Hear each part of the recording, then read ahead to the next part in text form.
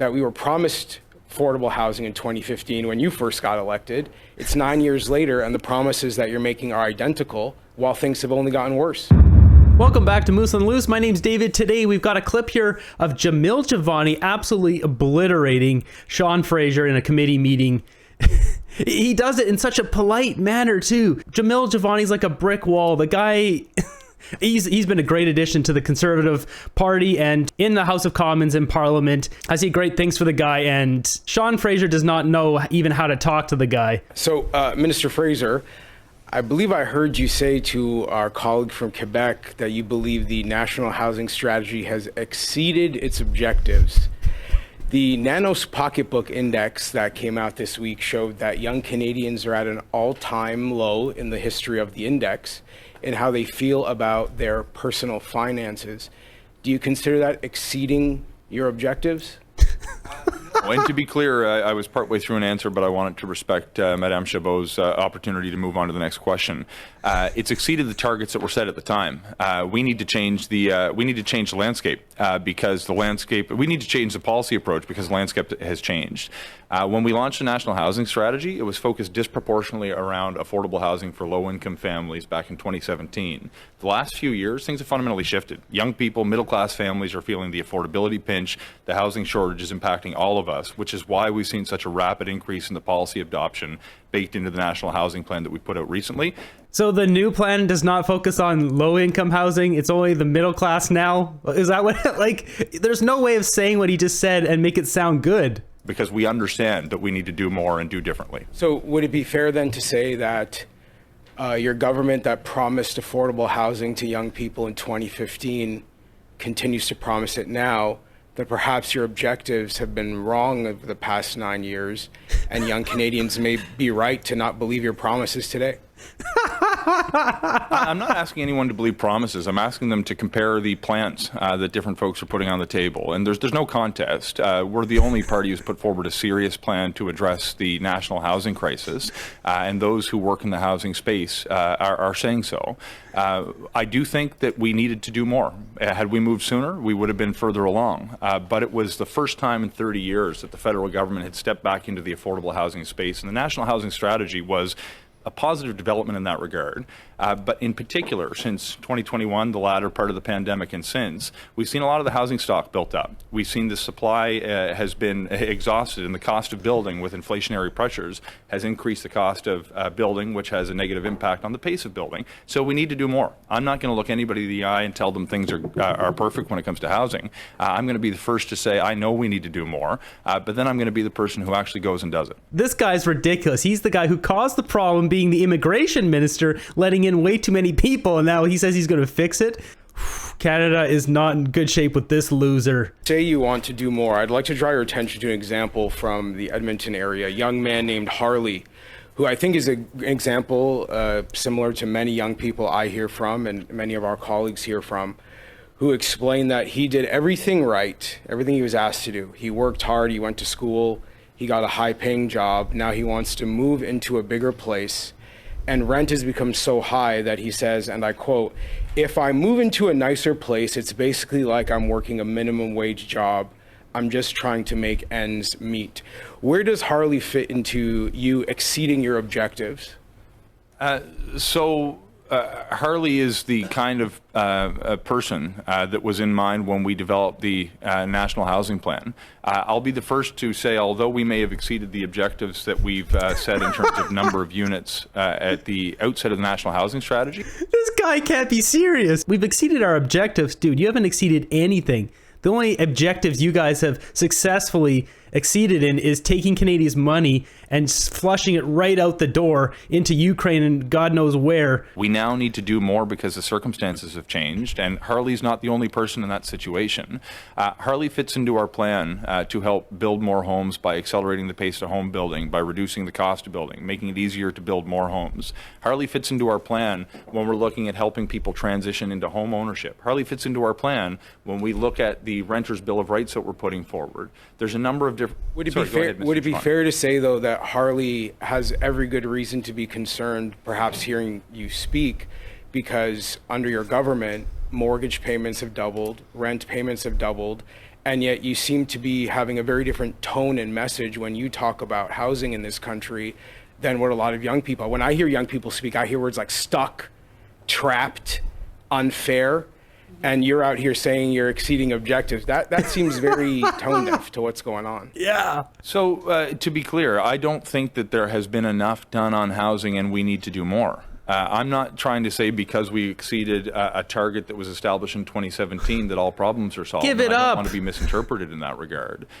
We need to do more, and I find it ironic when I hear some of these arguments being advanced by the Conservative side when you don't have measures in your plan to increase the pace of home building. Forgive me if you have frustrations with what you regard to be our party's position, but I think young people across this country are rightly frustrated that we were promised affordable housing in 2015 when you first got elected. It's 9 years later, and the promises that you're making are identical, while things have only gotten worse. With respect, the policies that we're committing to are not identical. This is, as many observers will tell you, the most ambitious housing plan in half a century that Canada has seen. This is a different and more substantive plan that was put out in 2017 because we've seen in the last few years affordability challenges mount at an extraordinary pace. Yeah, that's because you brought in too many people.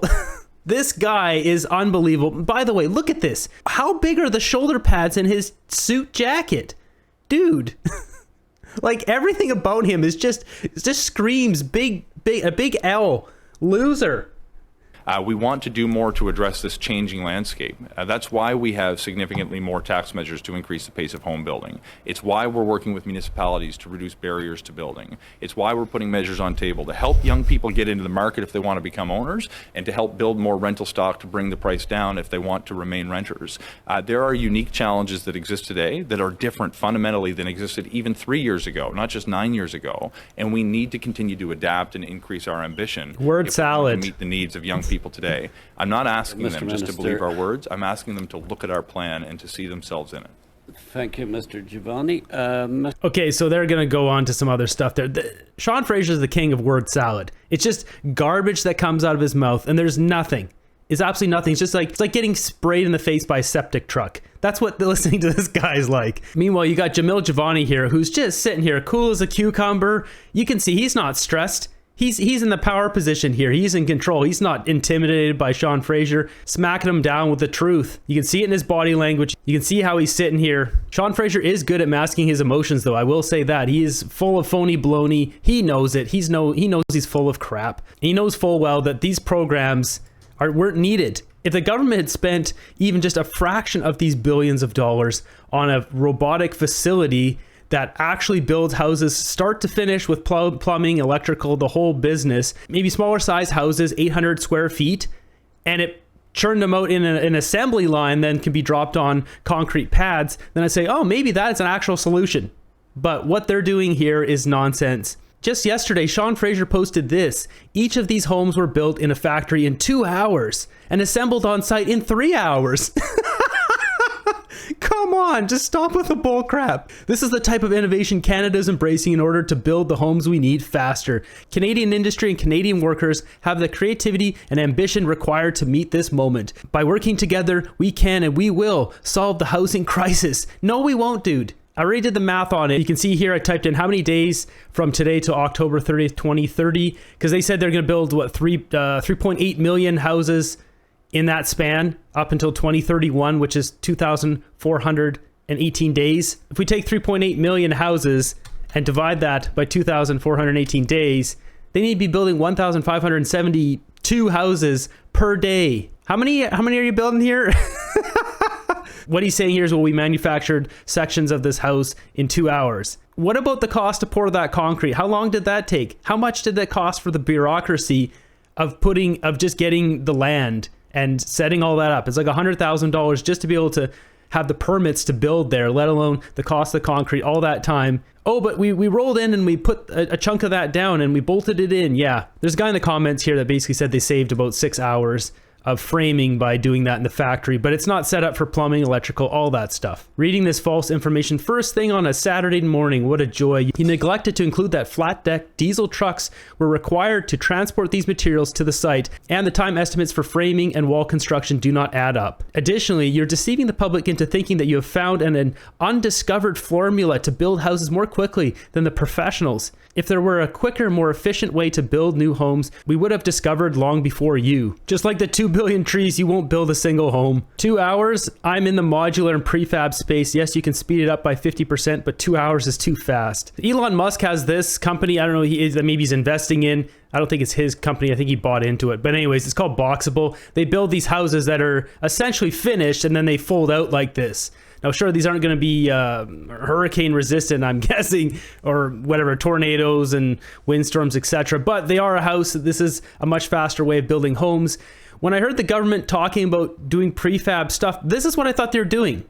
I thought they were going to build quick homes like this, but they're just building sections of houses, but they need much bigger trucks to transport them to site. It doesn't, like, if you're going to do it, why not just do it like this so everything's done and you set it up and away you go. So you can see these homes here, they start at 60,000 US. They've got this one too, which is a Park Mobile RV one for 70,000. I think a lot of Canadians would still be very happy if they could buy a house for 60,000 then, but the land though is just the thing that's crazy expensive. And it makes no sense. Land in Canada is very abundant. It shouldn't be crazy expensive. We need to change the laws and the rules. A lot more people would be willing to do off-grid and all that kind of thing if they just didn't have to deal with the nonsense of permitting and all that stuff. And if it was just cheaper to have land, we should just make land more available to Canadians, not rich Chinese or rich people in India or whatever. Only Canadian citizens. Make it available to people who have been citizens for at least 10 years or more. Unlock some land that's not too far away from civilization, that's cheaper, maybe it's off the grid, and just much lower land costs so people can do what they want with it. The Liberals here have done nothing to help us. They've done everything to hurt us, and I found it very refreshing to watch Jamil Jivani absolutely destroy Sean Fraser there. He's kind of the direct opposite of a minister as you would get with like Mark Holland, who's fiery and he's like always powering up. Stone cold Sean Fraser doesn't care about anyone or anything except for himself. He's wrecked Canada and he won't even just admit to it and just say, yeah, I totally messed up, I destroyed things. He won't say it. He won't even acknowledge the problems he's created. So let me know down below what you guys think about this speech and the housing situation. Do you think having something like this Boxable's solution come in, if permitting was cheap and land was cheap for Canadians, people who've been here a long time, do you think that would be a solution? Do you think there's some other solution we have to do? Let me know down below. Thanks for watching the end of the video here. This is my second channel, so be sure to subscribe here. Ring the bell. Let's ring it so loud that Justin Trudeau gets out of Canada. We'll keep fighting for freedom, and I'll see you guys in the next one.